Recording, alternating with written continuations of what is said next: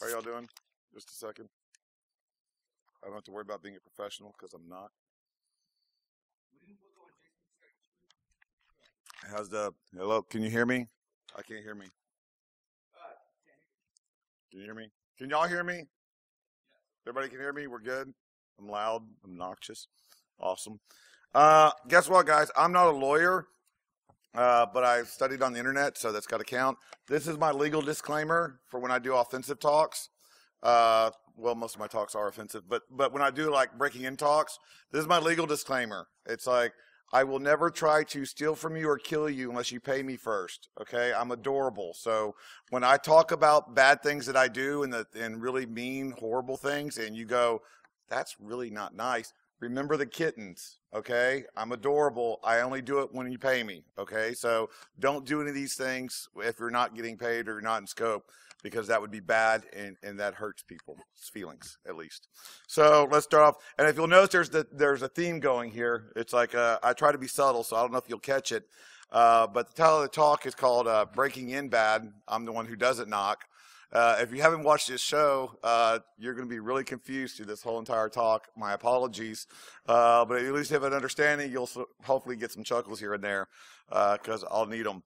But what basically this talk is two parts. It's the first part is talking to you about how I'm bad, and then I talk about how you're in the information security industry is bad. So that should be interesting. I've never done this talk before, by the way. This is the first place I'm giving it. So sorry, beta testers. Who am I? Everybody. I'm very easily Googleable. I live tweet my life, so that should be pretty easy to know. It's like I'm Jason Street. I'm a blue team guy, though. I'm a blue team guy who then does red team stuff. It's like, but primarily, if you're breaking something, if you're not breaking something to fix it and make it better, you're wasting my time. Okay, that is the only reason why we should be breaking the things, is so we can make them better and so we can help out the blue team guys. Those are my thoughts. So I'm more of a purple team. And one of the things, I love buzzword bingos. It's like, but I am so tired of APT this, and if you're doing the APT drinking game, you're going to get a lot of chance right here on this slide, so, you know, APT. Because we always talk about that. It's like APT to me actually stands for, we got busted by something and we feel bad about it, but let's make sure that we tell them that the adversary was just too smart and advanced and he was persistent and he was threatening. It's like, no, not really. It's not a phishing email. It's not APT. It's a phishing email. So I decided to go and create the new term, which hence the title, is I want to do basic adorable destruction. Just bad. I just want to go and be bad. It's like, what can you do being bad? Why are we so worried about these advanced? We're trying to protect against these advanced attackers. It's like we're letting people just, you know, be basically adorable and just, hey, I want to go here and push this button and destroy stuff. So it's very easy to be bad. It's like, it's not even that hard to be advanced and persistent, obviously. The bar is pretty low on that, people. So let's start actually doing that and figuring out what bad is. So here are some of the key indicators of a person being bad. Recon mode is only about 2 hours of Google and victim's own website. I've never used a full 2 hours of Google before. One engagement, I actually used 1 hour and 45 minutes. It's the longest time I've ever used on an engagement. I don't use Maltego. I don't use, you know, Shodan. I don't use all these other cool recon tools and stuff, you know, that are really cool, elite, and have really cool graphics that you see on CSI Cyber, I'm sure, if they're that lucky. But no, it's like I just Google. And most of the engagements, I kid you not, the company's website about page is probably the only place I need to go to. It's like, that's usually done. And if I have to really go into it, I'll go into their career site and I'll go on their LinkedIn profile. I'm usually good after that. The SE mode is usually walking into the victim's location and winging it. Note, sometimes without doing number one. The very first engagement that I talk about, it's like, you'll see that I just go in straight blind, absolutely no idea what I'm doing. Usually that's the case. And, just winging it, and we'll see how that worked out for me. And then there's the ponage mode, which is basically plugging into a device into the victim's computer or network, sometimes with their help. There's nothing more fun than going into an environment and telling the manager or the head of that department or building to get out of their chair so you can actually compromise their machine first, because that's just more fun that way, because I'm a very mean person. Number 4, and then 5, profit. So, yay, that's the goal. So let's break down the 3 best approaches I've used to be bad. Quite frankly, I only usually do 3. It's like, I usually just, I mean, there's all different kinds of very aspects, but like there's the passive guy where it's like where I'm actually just coming in to help. I don't know what I'm doing. It's like I'm the repair guy, I'm the delivery guy, I'm the job applicant, I'm the customer. Just wandering in. Most of my successes are the tech repair guy and the job applicant. It's like those are the main ones. I don't like the job applicant as much because, you know, I have to dress up and that's really sad. 2 is the auditor and executive and policy enforcement.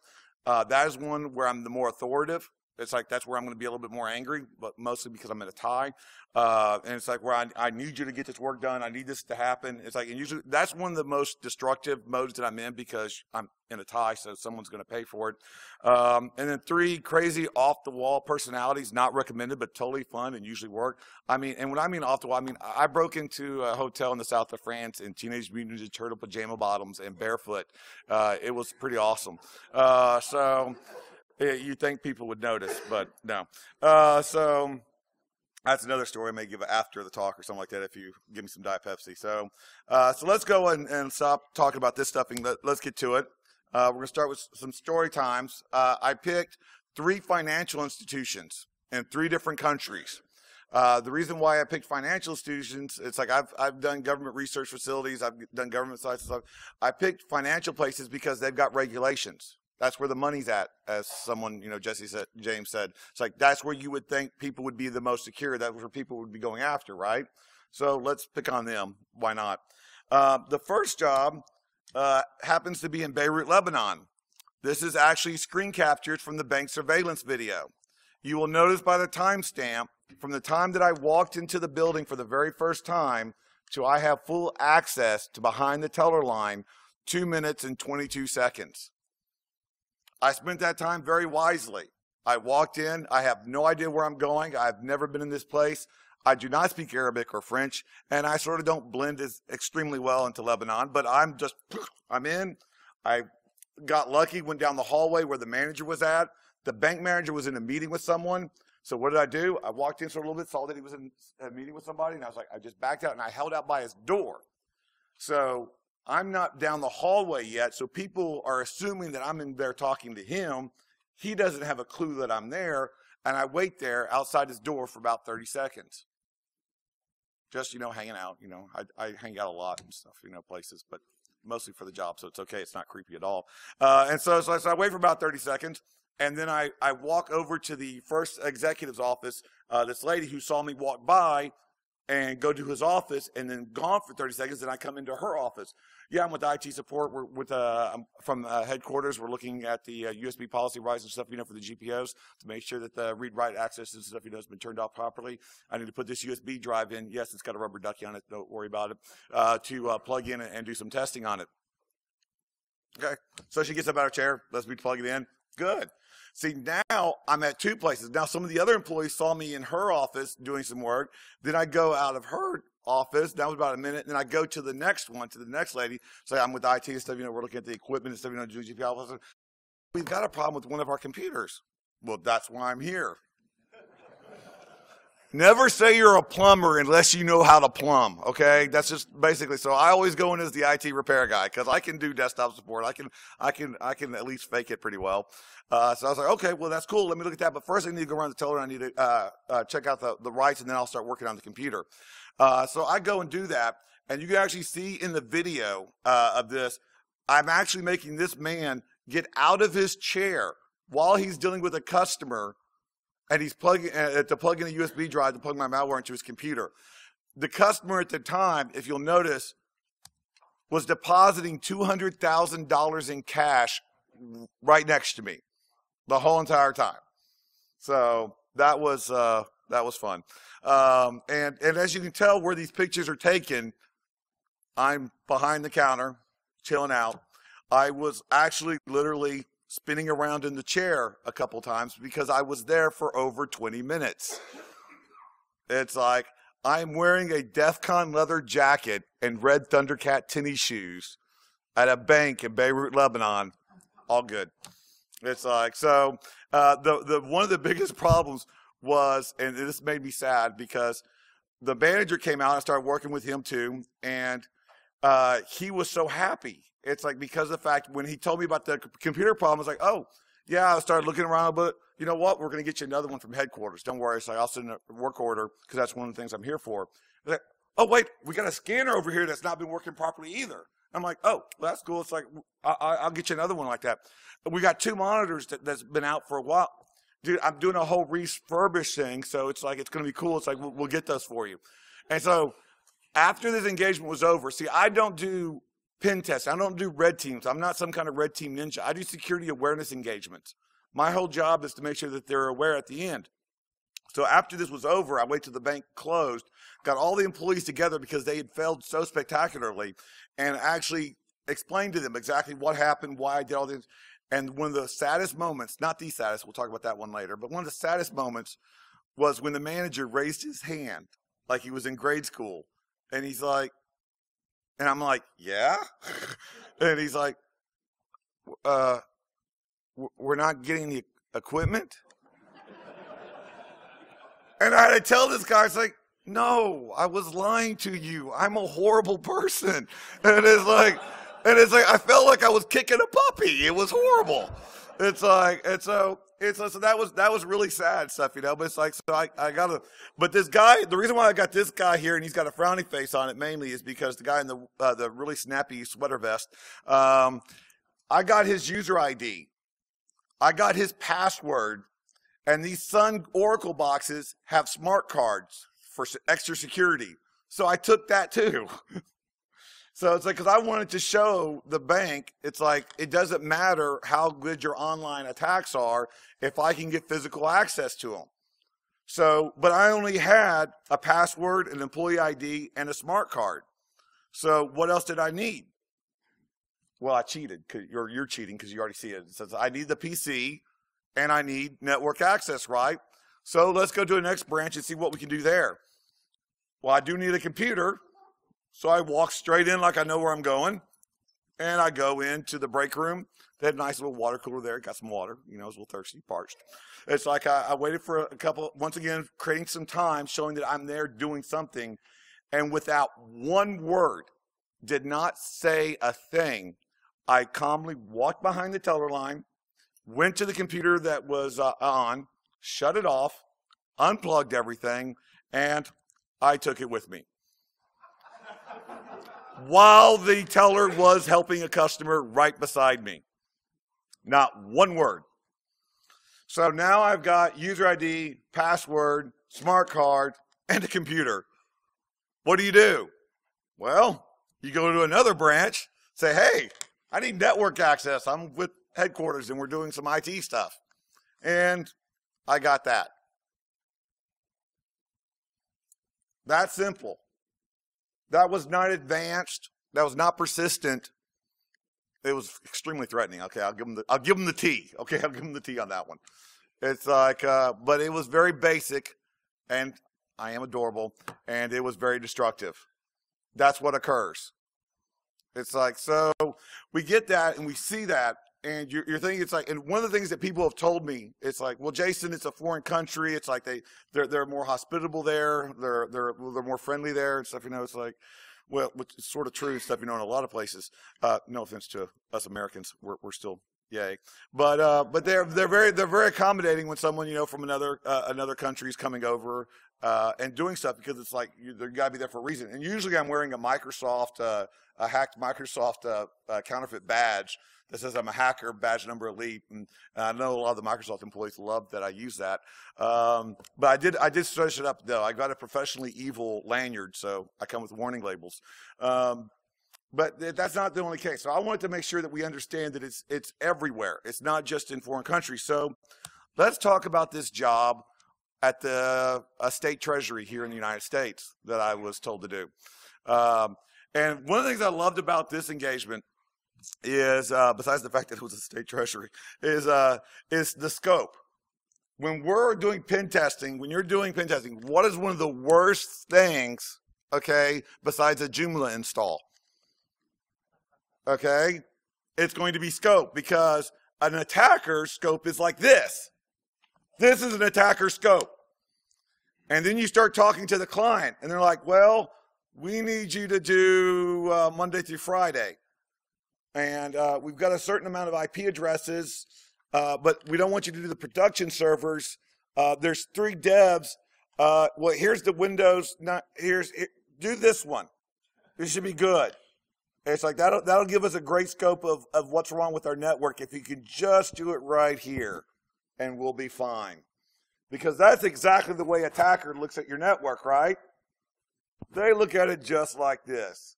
No, it's like I went to do the state treasury, and they decided to give me a scope like this. This was their scope. Because the team that had already gone in, the company that was sub-hiring me, they had already totally destroyed their internal network. And so their unionized IT staff was, creating a conniption fit, going, no, well, you would have to have access. You would have to get in physically to do a lot of the stuff that they're saying. This is not the great. So they bring me in, and I go and I see one of their that they have a remote office. I'm like, guys, you got a remote. Your headquarters look really nice. It'd be very hard to break into your headquarters. I did find a way in. It would require me to get into a dumbwaiter from going in through the basement, social engineering my way through the side, but getting right into the dumbwaiter, I'd be inside their internal area, but that would be dirty and it's messy and no. So I wasn't going to go after that one. It's like I would go after the remote office. So they said, okay, well, you can go and try to attack our remote office, but we got just a few small little requirements before you do that. Your rules of engagement. The first thing is you need you to come in at 5:30 in the evening on a weekday after everybody's leaving, but you can't talk to anyone coming in or out of the building because we don't know if they're our employees or not. So you can't talk to anybody. And, oh, by the way, you can't jimmy into the doors. If the doors are open or they're unlocked, you can't even use cardboard because I'm really good at cardboard, not lockpicks, to open the door. You can't do any of that. So if someone opens the door for you without you saying anything, okay, that's cool. You can do that. Once you get into the building, after you get into the building, you can only stay inside the public areas. Nowhere else. It's like just stay in the public area because it's a tenant and we're just a tenant there. You can't talk to anybody in the public area. But you can talk to the cleaning lady.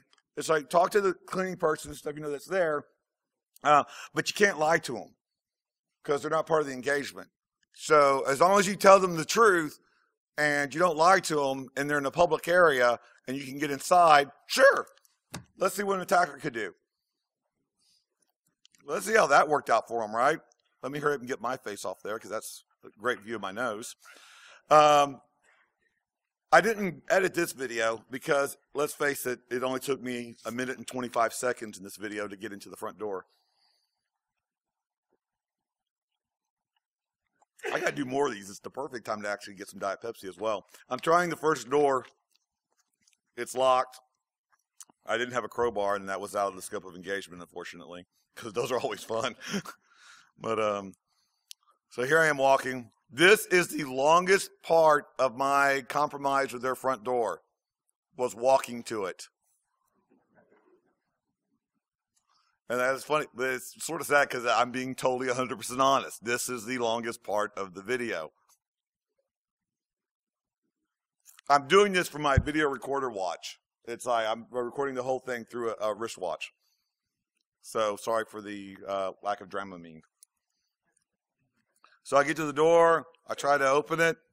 It's locked. Darn, whatever will I do? Well, I'll go put out my magical device, smartphone, and look like I'm doing something very important because I'm a business guy with a cell phone, and just loiter there for 3, 4, 5, 7 seconds, and then just walk inside. That was fun. And so now I'm inside, right? Thank you. It's like you're coming with me on all my conferences. It's like I need positive reinforcement. So I go in there, and now here's the hard part. I'm in this lobby for 2 hours by myself. Do you know how bad my ADD is?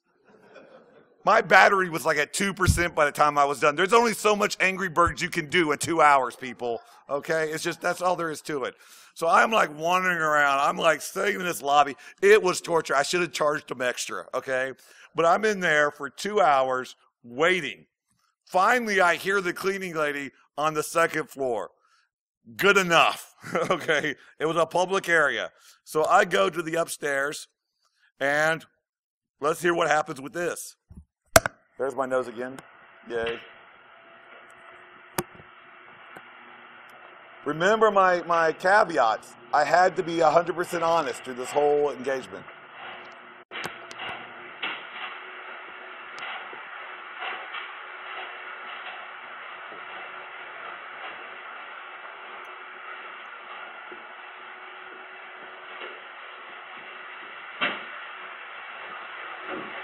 Hello.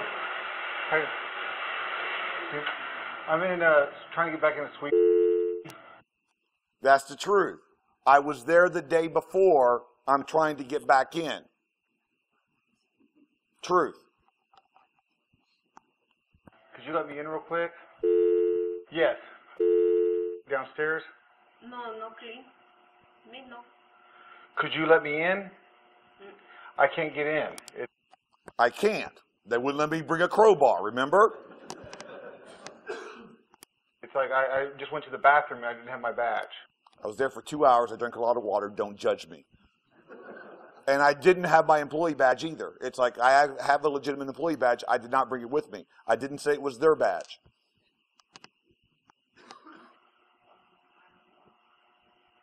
Could you try?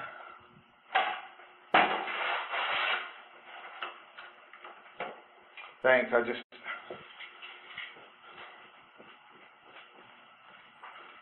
got to do one thing real quick.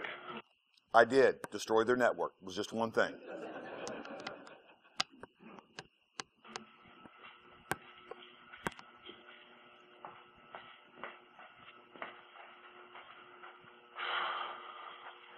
Working too late. I like to think that that horrible laugh I have is endearing to the people, right? That's why I use it. And also, I am working late that night. I was on the clock.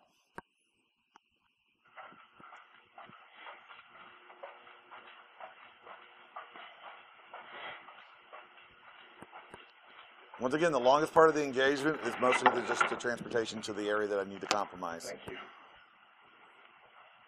you. You need keys? Yeah, I don't have the key to get in. Oh, Which I don't. Yes, Yes, you do. I have it. Oh, okay, thanks. So she goes to get the key.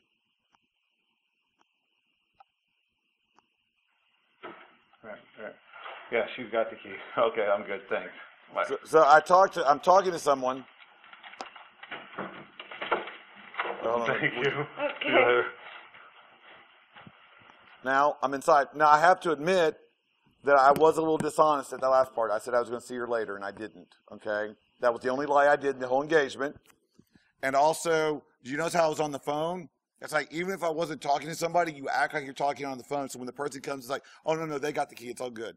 Like you were getting verification that someone else, you had an alternate means to get something, but they're just helping you out first. And then I got inside, and I had full access to their network, and they were not very happy with me. It's like, though I did show them vulnerability, right? So let's go to the next one. This is the, seriously, are you really buying this story? Because I've told you some stories. There are some places that I've gotten into that, I mean, and the employees looking at me, and they're looking like, dude, you so don't belong here. And I'm like, you are so correct.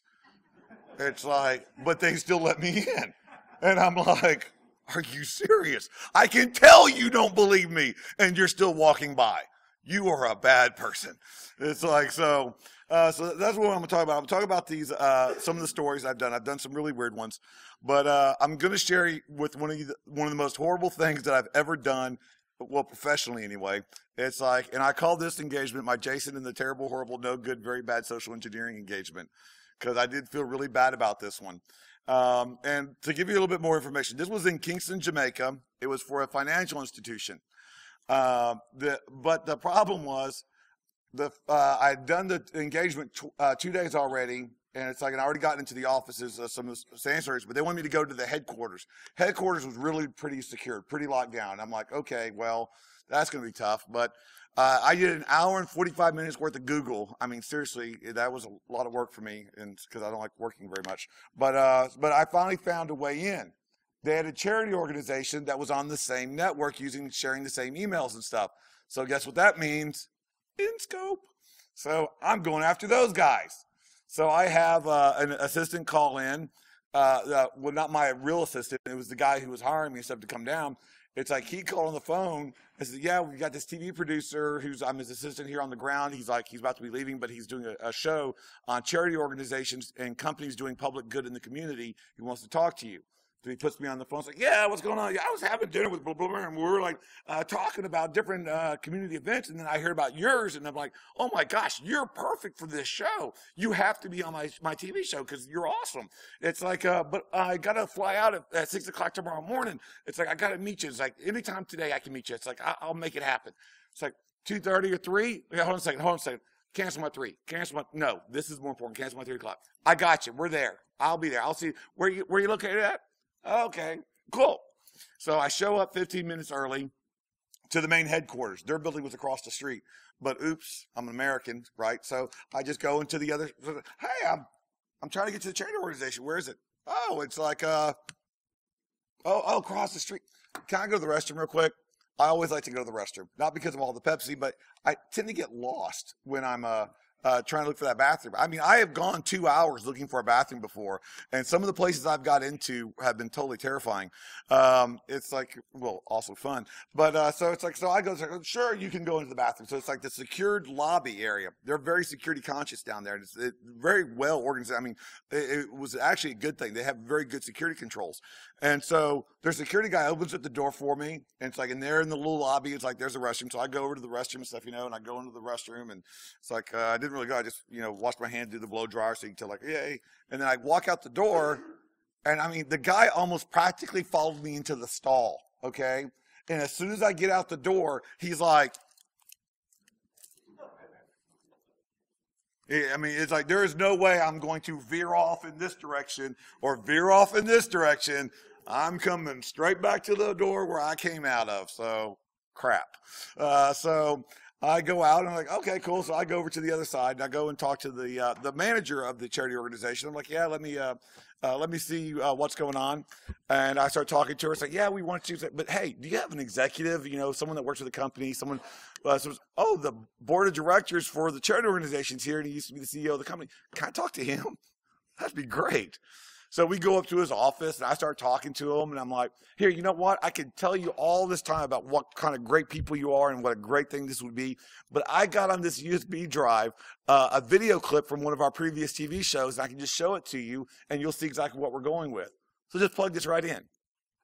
Thanks. And he did. And he plugged it in, and these error messages popped up. And I think it's honestly because the malware that I had was combating with the malware that he already had on his computer, and they didn't like each other. So he calls in tech support. So tech support comes in, and this is a contracted tech support. So they're out of scope. So now I'm freaking out because he's like, well, he really wants to see this video really bad, right? So he's like, no, I'll get it. And I'm like, no, it's okay. I'll email it to you. I'll email you the video clip. It'll be fine. And he gives the guy the USB drive, which is very important because I didn't do it. So that means it's not my fault, okay? So it's like, so he gives it to the guy, and the guy walks it to his desk, and I tell the guy, the CEO, it's like, look, I've got to follow him because I've got proprietary videos on that video, and I got on that USB drive. He can only go to the one I wanted to show you. He can't go to all the other drives, and there's no videos. It's just malware. It's like I had to make sure what computer he plugged it into so I could put it in the report. So he goes and puts it into a Ubuntu machine. Now, at first, I'm like, okay, cool. So I programmed it and had it set up for Windows. And then I realized, oh, Ubuntu's awesome. It runs it well. And I was like, crap. Now I've got to make sure I put this. So now I've got theoretically, domain admin on all his clients and this network as well. So that was great. So then I go back into the office. And here's the horrible, terrible part. I have to spend the next 15 minutes talking to these wonderful, generous, beautiful people about how they're going to be on television. This lady gave me a copy of her book. She's the Mother Teresa of Jamaica. And it's like, and I'm like telling him, like, and I mean, I was getting into it. I was like, oh, okay, what we're going to do is we're going to have an employee at a cube, and she's doing her work, working on the computer. And what's going to happen is we're going to transition and go over the rest of the cubes, and then it's going to go out the window, and then we're going to have like a blurring effect right here, and it's going to go out into the streets of Jamaica, and it's going to be that same lady that was at the cube. She's now on the street helping a child. And it's going to show how your company brings in, bridges that gap. I was believing this would have been a good show, people. If there's some producers in, y'all should talk to me. We can make this happen, right? And so I had to leave that engagement and stuff. And what I usually do on engagement, once I go out and I do it, I go out and I finish compromising people. I'll go out for 2 minutes, and then I'll walk back in. And I immediately talk to every person that I talk to, and I tell them what I did was bad and why it was bad. It's like if you give a person a report 3 months later saying, a memo saying some bad things happened and you let this guy in, they don't remember that. Remember, I'm doing security awareness engagements. I want them to learn from these experiences. So I go and talk to all of them personally and letting them know, yeah, I was a bad guy. I'm pretty sorry about that, but you shouldn't have done that because what were you thinking? So it's like, so I do that, and nicer, of course, because I'm a nice person. So it's like, so I did that. I go out to the street. It's like I'm out of the engagement. It's like 2 minutes goes by. Another 4 minutes goes by. My driver comes up to me. He says, like, are you going back inside? I've been watching you from the street. So are you going back? I'm like, I can't tell those people what I just did. Not going to do it. It's like, and for the first time, I actually had to call my client. I was like, you're going to have to call him and tell him what happened because I'm not telling him. I'm leaving. I'm going back to the office. I'll see you there. It's like, I felt bad. I really did. It's like, I still had my ice cream to celebrate, but it didn't taste as good. It was a little bitter. But that's what I did feel really bad about throwing them so harshly. It's like, so, it just goes to show you, it's like, it doesn't matter what kind of story, what kind of method that you use. They've always been pretty successful. And why is that? Don't you dare tell me it's because users are stupid. Don't tell me that it's because they didn't know what they were talking about. One of the biggest problems is people don't like to think bad things are going to happen to them. Guess what? I'm going on a plane tomorrow and dying. I got to fly to Denver. It's like the plane's probably going to crash somewhere around Indiana. It's like if that's off track, then you'll realize why the plane crashed, right? It's like, who wants to think about that? Is that a great, pleasant thought? No. So we don't think about those things. Oh, I had to start off this work today. I'm probably going to get compromised. Some guy's going to come in and steal all my data. That should be fun. And then I'm going to have, pizza. No one wants to think bad things are going to happen. So we try to condition ourselves to not think about those, to not think about something bad happening. And we're not training our employees properly to be aware of those situations. I mean, that's how this guy, theoretically, or it's not even theoretically because it was a TV show, but how he was able to, everybody believed that he was getting all this money from this donation stuff, right? It's like people want to believe the best of someone. People want to believe that, oh, this guy looks nice. He doesn't look like he's about to mug me. Ouch, that hurt. It's like, you want to believe the best. And guess who's failing at that? Security is failing the users by properly training them on how to be protected against social engineering and physical compromises. We're failing on how to teach our users to be aware of phishing emails, of malicious links. So what do we do about that? How do we do better at training them? Well, I've got the 3 E's. I love how this is a lot quieter because now he's like, wait, he's not making fun of other people now. He's talking bad about us. But no, I'm not talking bad about anybody. I'm trying to help, and that's what we're supposed to be here for. I'm from the internet, and I'm here to help you. The 3 E's, it's like educate, empower, enforce. I haven't even trademarked those. Those are mine, but you can feel free to use them. So the first thing we need to do with our users is start educating them. But don't just educate your users, educate your team, educate your security team, educate your IT staff, and let them know that this is what needs to be done. Because we condition people to be afraid of these things, right? Well, maybe not those 3 guys because they're adorable. But it's like we're usually training people to be scared of this. If I would have walked into that bank in Beirut, with a ski mask and a shotgun, I was going to have a very, very, very bad day. That would not have worked out well for me. Do you know why? Because the employees were trained, they were conditioned on how to handle that situation. They were taught how to respond to that situation. It was ingrained to them through training how to respond to that situation. They knew how to respond to that. We teach our employees, we teach our children, we teach people how to respond to hostile situations like this. We haven't realized that we need to start teaching them about other hostile situations from people like these. These are just as scary and can lose you way more money. But we're not teaching them to be afraid of these situations, these people. I mean, that guy, okay, let's face it, Darren looks a little sketchy. I mean, I would think twice. Okay? It's like we don't think, sorry, Darren. It's like, but it's like, I don't think that we're teaching them enough. And we're not even teaching them against these. Seriously. There was a IT conference in Australia. The vendor had a bowl full of USB drives. Someone went, helped themselves to half of them, took them up to the hotel room, malwareized them, weaponized them, whatever you want to call it. Weaponized sounds scarier. So weaponized them, puts them back in the bowl. It's like, that's how easy it is. It's like the only thing that you have, I have lots of these USB drives from the vendors. I love taking them because I always need more malware sticks, right? It's like, and you talk about putting it on the concrete and stuff, putting it in the bathroom, the lobby to see them. No. You bring envelopes. I bring blank envelopes. I walk through the areas. I see the person's name. I write their name on the envelope. I drop a USB drive in and place it on their desk. They open it up. They see the USB drive. They plug it into their computer automatically. And if I want to be really funny, I just put an Excel sheet on there that says, future advanced payrolls for 2016. No one's clicking on that one. Right? Yes, that was rhetorical. But one of the things, we need to broaden it too. It's like we can't make it focus like, well, I heard this guy, he says, these are the 5 things that you have to do. There's just not one thing to do that's going to save your employees. This is actually someone printed out and put that at their work in their security operations center. It's like, and that's great. You've kept people from me coming out. But what about all the other kind of hackers, all the other security guys, all the other criminals that will try to come in and do bad things? So you're only stopping the weird one. So we need to start educating. You need to teach your employees common dangers they face, not only at work, but at home as well. Make them security conscious by default, not by policy. Talking to Steve Reagan, he's starting a new thing for CSO Online called XSS, Cross-Site Security, where he's talking about how to reach common users about common security practices.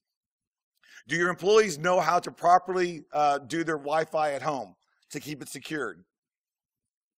Do your employees know how what their children are doing on Facebook and online? Do they know how to monitor that? Do they know how to not be taken in by Craigslist? Do they know how to not be taken in by a phishing scam from eBay? If they can't protect themselves, why are they ever going to care about protecting your data? They don't care about your data. So you have to teach your employees to be security conscious for themselves, how to better protect themselves. Guess what happens then? They still don't care about your data, but now they're just more security conscious. So in effect, they will protect your data because they're just used to protecting themselves. That's how we have to change.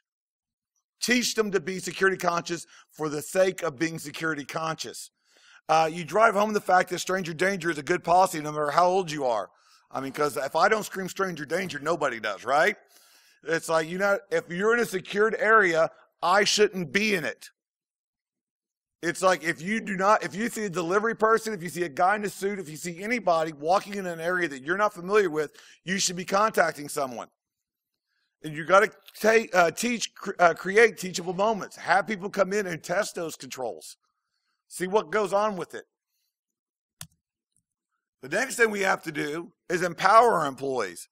Because in the end, you realize the only person you can protect you. I had to put a Jesse in there. Someone was going to totally get upset with me because, no one wants just to have Walter White in there, right? So it's like you have to actually protect them and empower them to do things. And one of the things you have to realize is empower yourself to understand that users are not your problem. They are part of your solution. You have access to the biggest human intrusion detection system known to man. It's like right there. All these people do their job day in and day out. They know exactly what their procedure is. They know exactly what the process is day in and day out. Who is the first one that's going to recognize something odd happening? Those employees. Do they know who to call when they notice that?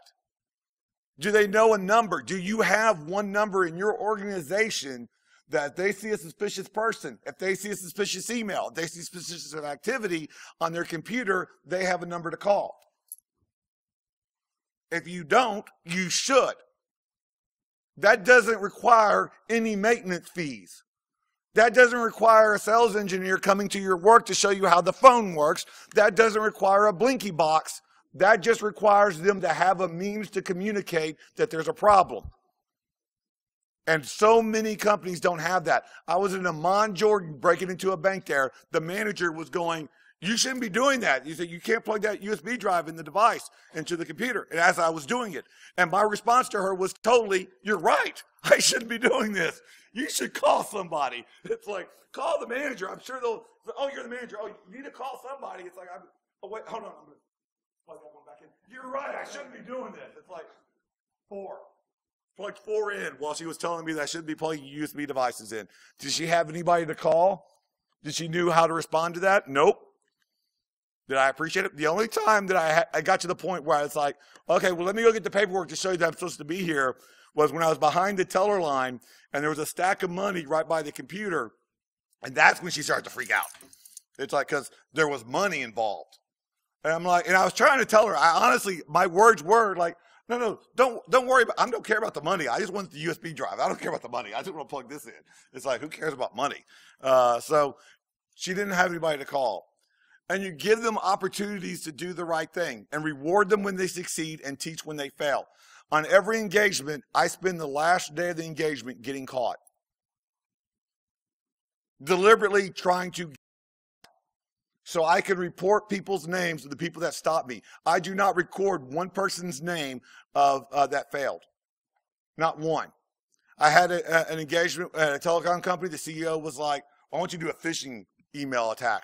I want you to go, and it's like, I'm sure you're going to be successful, but I want you to track it, who's done it. It's like, and who clicked on it. I targeted one person that in a whole entire organization was successful. I only targeted the CEO. He wanted a name, I gave it to him. This shouldn't be, people should not be penalized for this if they aren't aware and they're not properly taught. It's like, that's the way it should be. I don't know if I'm ever going to get the job back in there, but it was awesome. It's like, but you have to give them the opportunity to do the right things. It's like, you have to give them teachable modes, and there shouldn't be that. If they keep letting someone go in, the sketchy guys come in through the doors, you may want to stop them with that. That may be something you want to do. They may be doing it deliberately because they're sketchy. But it's like, otherwise, if they're just making an honest mistake, teach them and try to empower them on that. I got a couple other stories, but I'm running out of time, so we'll keep going to the next one. Enforce. Employees must feel valued and management must take security seriously. My biggest problem with enforcement, trust me, this is your biggest issue with enforcement of the policies. It's not your users, your CEO, your CIO, the exceptions to the rules. Guess what, people? When your CEO infects your network because he plugged a USB drive in and he didn't have the same rights as the guy in the mailroom, he had better ones and he had more access and he destroyed your network, his first response is not going to be, oops, my bad. It's going to be, why didn't you protect me from myself? Because that is part of your job. Your part of your job is to say no. Your part of your job is to tell them the things they don't want to hear. Some places that might be a career limiting move, and I apologize in advance, okay? But most of the time, that is still good practice. It may have bad results, it's still a good practice. In 2000s, one of my first jobs as a security person, there was a badge. If you did not have, in the secured area, it was an online bank, if you did not have your employee badge, you had to wear a visitor's badge sticker for the whole day. That was the rule. The owner of the company came in one day, and I walked by his office, and someone had let him in, and he didn't have his badge. I made him go to the receptionist and get a visitor's badge, and he had to wear that the whole entire day. I didn't get in trouble for it. You know what that did? That let everybody know that reports to him that he cares about that policy, they've got to adhere to it too. When your CEO says, I'm an exception to the rule, then the people that work for the CEO goes, well, that means I'm an exception to the rule too because I'm working for him. And then the people that they report to says, well, I work for him, so I'm an exception to that rule as well. Upper management has to buy into the security process or you don't really have a security process. Using positive reinforcement sometimes is more effective than the negative kind. Being able to put someone in a report or a newsletter for your organization saying that they stopped someone from walking in behind them or that they found a malware campaign is 10 times more effective than showing a report of the people that failed the password policy and stuff, didn't lock their screensaver, or sending out a funny email because their screensaver was unlocked. It's like, that's more effective. And so visibility is sometimes all that's necessary. Does anybody at your company know that you work in IT security or what your responsibilities are? If they see you, do they, I have people that come up to me at my day job and they're like, oh, it's him. I don't like that. I would like them to see me more in a positive light, but at least they understand information security is on the floor. Something just went down. They should know that there is a real world kinetic response to something that happens on that computer. I die a lot and stuff on World of Warcraft, and I'm still okay here. If there was ever if you were playing a first-person shooter game like Call of Duty, and it's like, and you actually got electric shots every time you got hit, you would play a lot differently, people. Wouldn't you? I kid you not. When I'm playing the game, I'm like, blah, blah, blah, blah, blam. I'm all over the place. And then I die and I respawn. I'm like, yay, boom. It's like, if I was actually having to get hurt,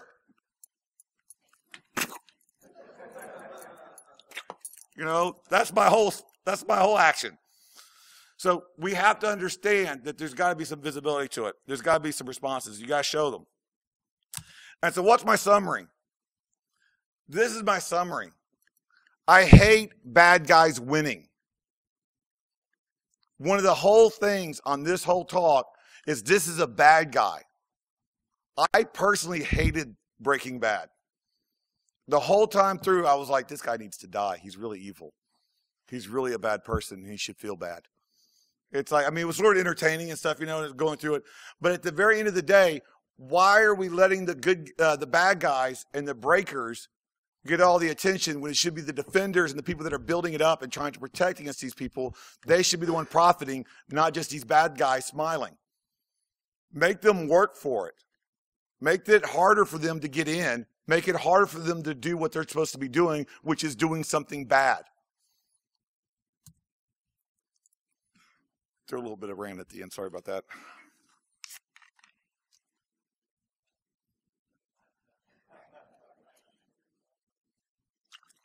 That is not a lie, people. I am totally done.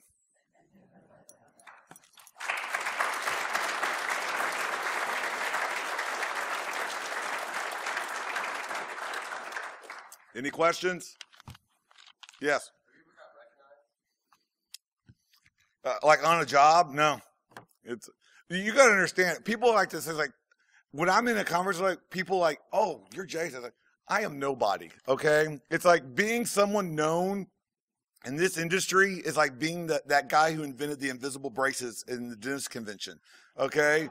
That guy is a famous orthopedist. Okay. People know his name. They're like, oh my gosh, it's Dr. Kurz. Ooh, Dr. Kurz, can you take a picture with me? He walks out of that dentist convention. You know who he is? He's a dentist. That's it. So no, it's very easy to walk through. No one knows who I am. I have no ideas of grandeur, dude. It's like I'm just this guy. It's like, so no one's ever noticed me. I'm not even as popular as the YouTube kid on the Star Wars kid on YouTube. So yeah, I'm not even close to being that guy. He's got more celebrity than me. Yes. All right, well, I'm going to be here all day, so if you want an awkward hug or ask any other questions or tell some really other weird stories that I couldn't put up here, feel free. Bye-bye.